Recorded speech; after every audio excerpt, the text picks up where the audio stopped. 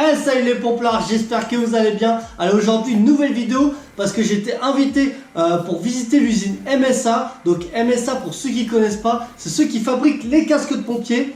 Donc voilà, comme ceci ou comme derrière moi. Donc du coup sur cette vidéo, je vais vous montrer un peu l'usine, comment on fabrique les casques. Allez, c'est parti.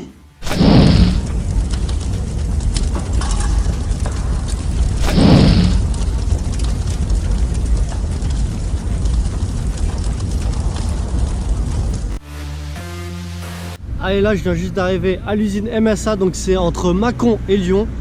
Donc je vous montre.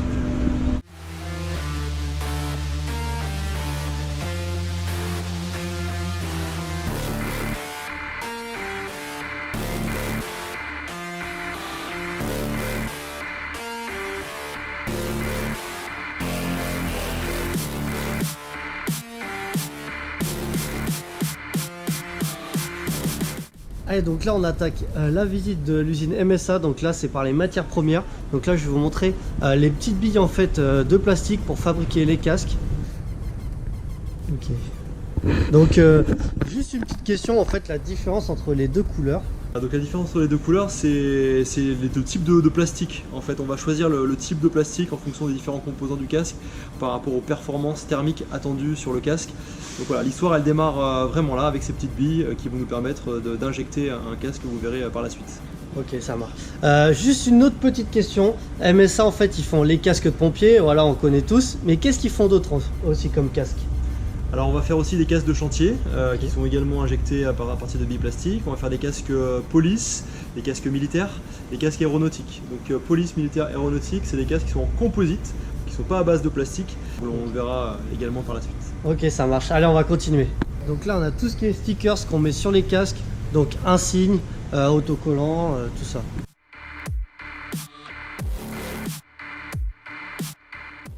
Les étiquettes aussi de marquage du produit sont stockées ici en fonction des différentes normes, quoi. Okay. Donc ça c'est le calotin du F1XF, c'est la pièce maîtresse qui va servir à protéger thermiquement et mécaniquement la tête du pompier. Donc ce calotin, il est fait en deux parties, donc une partie ici en mousse polyuréthane et une autre partie ici, c'est un insert qui est surmoulé avec de l'aramide. Donc ça donne de la légèreté et de la protection. Donc ça c'est le calotin du F1SF, donc le prédécesseur du galet F1XF. Donc on voit la différence de couverture, la zone de protection a été renforcée, a été élargie sur le casque F1XF. Et par ailleurs on a rajouté un insert en aramide sur le galet F1XF par rapport au renfort en cuir qui avait de bonnes performances, mais l'aramide est plus léger et il y a de meilleures performances mécaniques. Un moule du casque de pompier, on voit que franchement ils sont vraiment énormes, ça pèse des centaines de kilos. Donc les billes plastiques que vous avez vues au début, eh ben on va les chauffer et on va les injecter dans le moule. On voit que ça va extrêmement vite, donc là c'est la fabrication du casque F2, donc c'est pour les feux de forêt. Et on voit qu'il est directement refroidi, donc l'opérateur il a juste à le prendre et à le vérifier. Donc là on voit la fabrication maintenant du casque F1XF. Donc ils ont tous la même couleur. Voilà, c'est la couleur noir mat. Et après ils sont vérifiés un par un pour voir s'il n'y a pas de défaut ou de malformation. Donc c'est une chaîne qui a été totalement intégrée chez MSA en 2016. Pourquoi? Parce qu'on a voulu s'approprier ce savoir-faire que jusqu'à maintenant on sous-traitait. Par rapport au casque F1SF, c'est de métalliser avec une nouvelle technologie qui est aussi réutilisée dans l'automobile. Mais on va mettre une couche de métal en fait sur le casque. Contrairement au F1SF où on trempait en fait la calotte dans un bain de métal de nickel. Donc là on va rendre le même aspect métallique du casque pour garder les valeurs, la tradition avec les pompiers français et même à l'étranger. Mais on aura un rendu plus équivalent à une peinture aujourd'hui. Okay. On leur met une couche d'après, ensuite on met une couche de peinture, donc la peinture qui est sélectionnée par le client. Et une fois ce processus réalisé, le casque passe dans un four où il est séché et ensuite refroidi pour que l'opérateur puisse le prendre et le manipuler. J'ai pas pu vous montrer comment ils peignaient les casques parce que voilà, c'est un secret professionnel. Mais vous voyez qu'il y a vraiment toutes les couleurs, ça passe du rouge, du noir.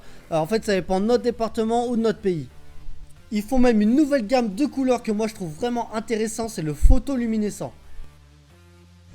Donc ça c'est une couleur de casque que l'on a dans notre gamme, c'est le photoluminescent. Donc c'est une peinture qui est pigmentée et qui va capter la lumière et la restituer dans le noir. Donc ça permet aux pompiers d'être vus de nuit. Ah, et là on voit les plaques de casque qu'on retrouve au-dessus du casque et qui changent selon les départements ou les pays. Donc on voit qu'il y a des plaques de casque des pompiers de Dublin, des pompiers de Barcelone, des pompiers corses, des pompiers suisses. Ah, donc là on est dans le montage du casque. Le casque il est assemblé pièce par pièce et chaque opératrice a sa fonction bien déterminée. Okay. Donc on va commencer par le début. Donc l'opératrice va assembler les pièces, on va dire les pièces principales qui vont constituer la calotte. L'éclairage, ce sera qu'après. Ah oui. Donc ensuite, elle va installer l'écran facial. Ensuite, elle va intégrer la coiffe interne du casque. Puis, elle va installer la jugulaire. Après, ça peut être intégré l'éclairage si nécessaire, si c'est demandé par le client. L'étiquetage final, pour montrer que le casque est conforme à la norme. EN 443. Et ensuite l'étiquette de traçabilité, l'enregistrement à l'intérieur de l'ordinateur, puis l'encartonnage. Et le petit coup de chiffon final, voilà, par l'opératrice, qui le bichonne et qui le met dans le carton et qui l'expédie chez le client. Allez, maintenant on va passer au laboratoire où ils font plein de types de tests sur les casques, savoir s'ils sont robustes, s'ils tiennent à la chaleur. Voilà, je vous montre tout ça. Je suis Christelle, je suis en charge des essais, les plannings sur les essais au niveau du labo à Châtillon chez NESA. Et j'en profite pour faire un petit coucou à toutes les personnes qui sont passées au labo. Ici, qu'est-ce qu'on va faire? On va faire tout ce qui est essai de perforation, compression, écrasement, essai de flamme. On fait également des essais de robustesse pour vérifier lors du développement si les casques sont robustes. C'est-à-dire par exemple monter, descendre l'écran. C'est important que l'écran reste en position haute. Donc en fait, ce qu'on va faire, c'est de la robustesse et vérifier si l'écran tient bien en position haute. Ça marche. Voilà, ça on le fait quand en fait? On fait à la fin de la chaîne Non, dès qu'on a au niveau de la production, les prélèvements nous viennent et c'est tous les 200 casques. Et nous on va faire des essais extraits de la norme. La norme demande des essais bien particuliers et nous on va faire les contrôles pour vérifier que les casques répondent bien à la norme en vigueur. En l'occurrence pour le casque pompier, c'est les essais 443 de 2008. On expose la calotte à la flamme, une flamme de 750 degrés à peu près, pendant 15 secondes. Et ensuite, on enlève le casque de la flamme.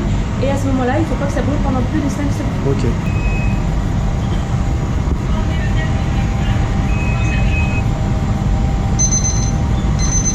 Voilà. Là, on n'a aucune flamme.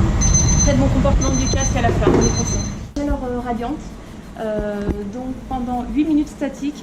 Et le but, c'est d'exposer le casque et ensuite prendre le casque et l'installer sur la tête et faire un impact. C'est comme un préconditionnement. La température de la tête au bout de 8 minutes, on a une prise de température de 5 degrés. C'est vrai? Ce qui veut dire qu'il y a une très très bonne protection thermique. Je peux vous montrer, j'ai un casque après là-bas qui est subi un chaleur radiante. On a une déformation, un cloquage du casque, un léger cloquage du casque, une déformation au niveau de l'arête. Et là, on va venir impacter comme si le pompier avait été exposé à cette chaleur rayonnante. Alors, donc ici on a une enclume qui fait 5 kg. Le but c'est d'installer le casque sur la tête qui est équipé d'un capteur.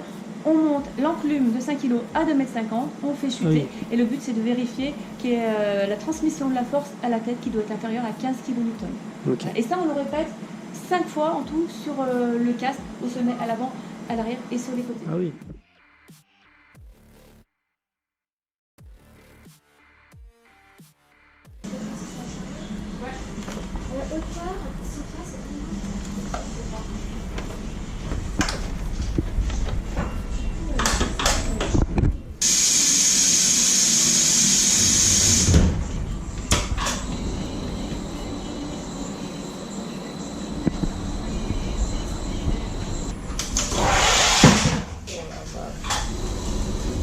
Donc là vous avez vu, le casque il a vraiment aucun impact, c'est un truc de fou.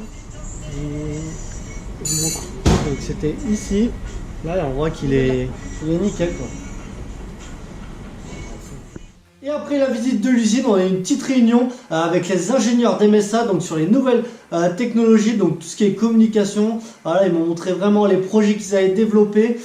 Du coup, on a discuté aussi du casque, donc du casque F1XF. Qu'est-ce qu'il faudrait modifier, qu'est-ce qui était bien, pas bien. Franchement, c'était pas mal, un bon échange. Et les employés m'ont dit que, voilà, franchement, MSA, ils faisaient tout pour que les employés soient bien dans leur travail. Ils ont même des petites cours de sport, de yoga qui sont pris sur leur temps de travail le matin. Donc franchement, ça c'est vraiment positif. Donc voilà, moi j'ai vraiment ressenti ce côté familial. Donc franchement, j'ai appris pas mal de choses. Voilà, il y en a qui disent que le casque il est plus gros, il est plus lourd. Donc franchement, ils m'ont montré par A plus B qu'il n'était pas plus lourd. Qu'il fallait juste mieux le régler. Et franchement, c'est vrai que moi, une fois que je l'avais bien réglé, franchement, je l'étais vraiment bien confortable. Voilà, la mousse est épaisse. Franchement, il est vraiment bien. Donc franchement, je leur fais pas de la pub. C'est juste que moi, franchement, c'est le ressenti que j'ai. J'ai vraiment été bien accueilli. Voilà, ils m'ont tout expliqué, ils m'ont tout montré. Franchement, moi, j'ai rien à dire. Ils ont été nickel. Voilà, comme j'ai dit, on a pu parler avec les ingénieurs, tout ça. Donc ça, c'est pas donné à tout le monde.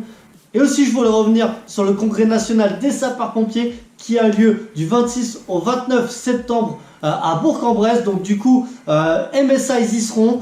Moi aussi, je serai sur leur stand. Donc franchement, n'hésitez pas à venir les voir et à venir me voir. On testera le Pafari, donc c'est un parcours aérien. On testera tout ça ensemble. Allez tout de suite vous inscrire sur leur site pour faire le petit passage au parcours aérien.